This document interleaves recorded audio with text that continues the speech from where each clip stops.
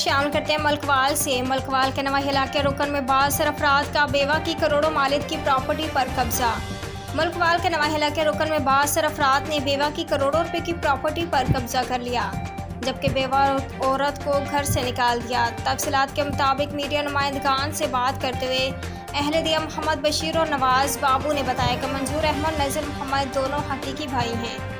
मंजूर अहमद बैरून मुल्क बासिलसिला रोजगार मुकीम था, जबकि नज़ीर मोहम्मद पाकिस्तान आर्मी में बतौर मेजर मुलाजमत करता था।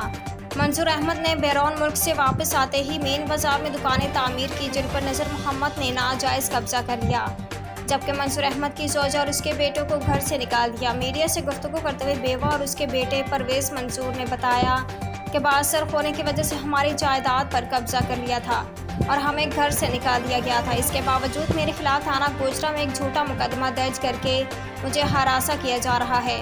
मुतासरीन ने वज़ीर आला पंजाब से अपील की है कि उनको इंसाफ दिलाया जाए।